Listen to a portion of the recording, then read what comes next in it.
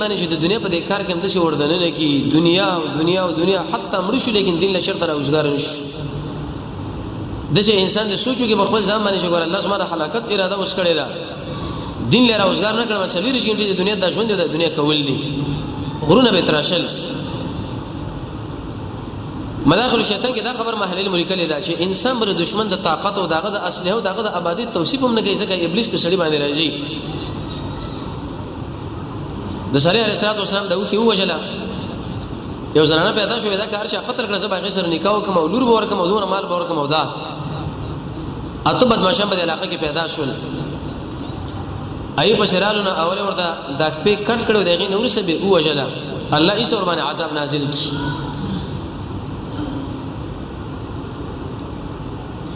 د اسماعیل علیه السلام فلار ابراهیم علیه السلام چې دا د ټول انبیو امام الانبیاء او ابو الانبیاء قران کې الله دا بار بار تذکری کوي یو خو وجه بګی دا چې ابراهیم علیه السلام یو کس دی لیکن رب العالمین فرمایي د ټول امت مقابله له ولاړ دی دومره استهداف پکې دی لکه ټول امت د اوچت انبیو فلار زموږ اوسه د محمد رسول الله فلارم دی خلیل الله دا لقب رب العالمین د لور کې وجدا وچی الله رب العزت د دوستانه اعلان وکي خلیل اق دوست ویلې چې ستا په دې کې د ظریف اندازه باندې د چا محبت لږه پاتې نشي اندق انسان دی وتی لیکن ابراهيم عليه السلام رب العالمین خلیل الله ولي ویلي اهل علم قران کې او د قران د تفسیر نه معلومي وجدا وجدا کې قولي عملي هر قسمه توحید او مجاهده ښکارا شو دعوت توحید وکي د خلکو لوي ویل شي خلکو د یو الله اطاعت او بندگی عملی ارسل واقع سعودي د ابوتان مات کړو د دوری کړو ختم کړو لری کړل او به د دې قوم سره مناظره دغه په باره کې تیار شو د بادشاہ سره مخالفت راغی د قوم سره مخالفت راغی د بچی د ذبح مسله بګراله د خجو د هجرت مسله بګراله ورسره برشه د اسماعیل علیه السلام د فاتح کېدو مسله بګراله د ټول قربانیونه د تیار شو الله رب العزت فرمایي فاتمهن دا څومره وعدي او دا څومره امتحانونه مونږ به ابراهيم عليه السلام باندې راوځه دا ټول پورا کړل یو لوی امتحان پکې دا دی د شری سره پلار په د کور کې مخالف او د ابراهيم عليه السلام سره دا مخالف او آزار د پلارو کوم انسان چې دا خبره کوي چې د ترو لکه امام سیوطی رحمه الله وغيرها اهل علم په باندې کلام کوي چې دا خبره غیر مناسب ده ترې نو بلکې د پلارو او د پلان را بده خو به د وخت بادشاہ چې هغه د ټول دنیا بادشاہ او د سره مخالفت شروع کی ابراهيم عليه السلام ورته بډاګر ولاړو دا ډیره ګرانه خبره ده زموږ اوسه چې مخالفت کړي دي بلکې بری دعوت باندې موږ لکه اخلاص خلک وایي کله چې ټکر جوړ شو دی به ګوره او د چې معمولو غری بادشاہ نه نمروز یا نمرودا د ټول دنیا بادشاہ ځکه څلور کسانو په ټول دنیا باندې بادشاہي کړي دا چې دوه بګي مسلمانان دي ترجمان القرآن کې ابو الکلام آزاد لیکي او دوه کافره مسلمانانو کې یو سليمان عليه السلام چې هغه د شام روان شو غرمه به استخر لرسول او اروپا لا دایي ځکه به چې کله کار خلاص کینو به شپه کابل لره رسول دلته افغان در سليمان عليه السلام وزیر خارجه و دغه خپل براتلو او دویم چې ذوالقرنین ترجمان القرآن کې ابو الکلام آزاد لیکي چې دغه خپل نوم دی سایرس دوی چې هغه کافران دي یو بګي نمرود اهل المدا خبره ذکر کړی دا په کافرو کې چې د بادشاہي کړی دا په ټوله دنیا باندې او د مقابله له ابراهيم عليه السلام مدریدو مقابله سره شروع کړه او به دې مقابله نه چې د وکال د وخت د پاره بلکې همیشه شروع وا تر اخر وخت پورې د دې قوم کې لوی مرز دا و چې شرک مرز پکې او تقریبا دوه معبودان ځان له انتخاب کړي و چې داس موږ معبودان دي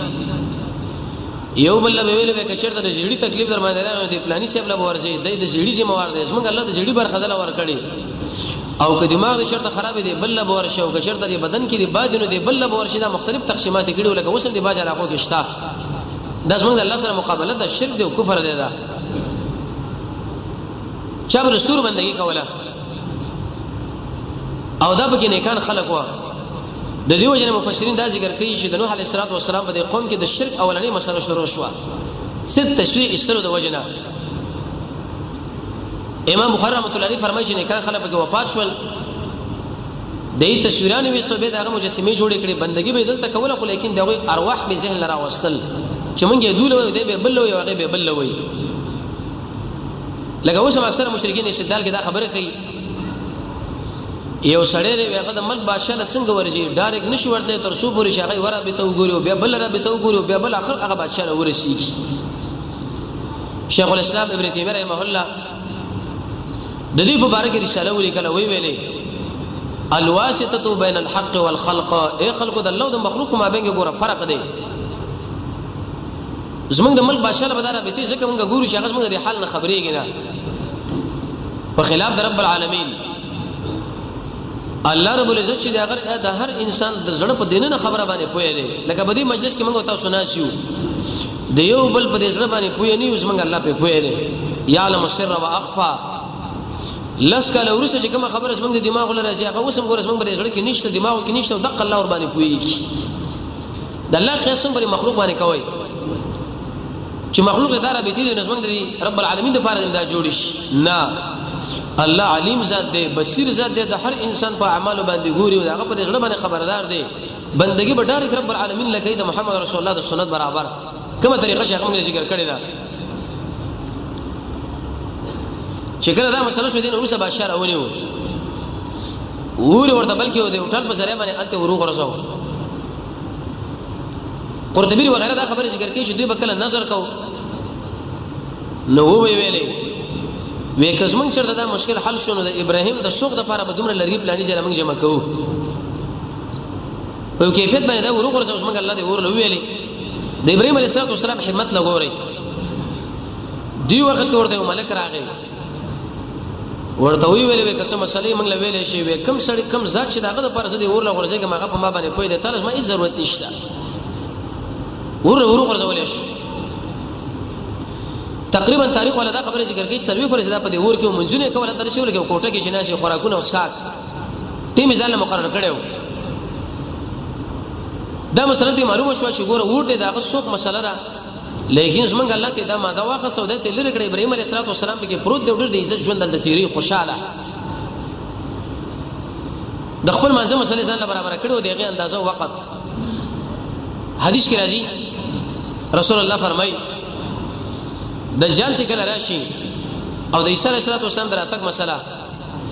اوله ورځ به دومره لکه کاله به دویمه ورځ شي لکه شپږ میاشتې او دریمه ورځ به شي لکه میاشت څلورمه لکه جمعه او به پنځمه عام عادي بشي صحابه ډېر وکړ خلکو د ځمکې بسر باندې بهترین وکړ خلک صحابه کرام دي د انبیاء او رسول هغه متصل د مانزه ته پوښوږي یا رسول الله موږ به څنګه کیفیت کې وکړو چې شپږ میاشتې د شي مسله دا او کال دومره ورځ ده وی فقدر تاسو ورته اندازه معلومه کړئ رشید احمد صاحب اصل فتاوا کې دا خبرې لیکلي سړی په دې شمول کې اوسېږي لکه ناروې بلغاریا وغیرہ چې باغې د شپږ میاشتې شپږ میاشتې ورځ ده دا به د مانزه کیفیت او د عبادت کیفیت د شي جوړې شي دا به ټیم معلومه وخت اگر که باغې کې د ورځې 12 بجې وي خو چې د ماخوسن د مانزه ټیم راغی دا به ماخوسن مونږ کوي ابراهيم عليه السلام خپل منځونه جاری وساتل دین ورسه به بار شو راغی بادشاہ سره به د نمرز به رسو نظر غوندي وکي چې لکه دا خوشمندیر وتلو زما دومره شیونه د الله په نامه باندې حلال کم ابراهيم عليه السلام د اوچت همت والا واغه به ورته دعوت ورکې وی ویلي ترسو پوری چې پتا کې توحید نه ګردان زونه د اسمنګ الله نه مني ځکه د عمل د قبلېدو لپاره څو شرطونه دي عقیده توحید د محمد رسول الله تابعداري اخلاص د حرامونو په ځان ساتل وغیرہ ته چې دا کفر او شرک او دا دوا وی دا درې بوتان د دې بندګی ته شروع کړی دا د رب العالمین شریکان غني ک ته څومره نظرونه وکړي الله رسول نه مني مجاهد انسانو اول توحید راو دغه ورسره به دا مسله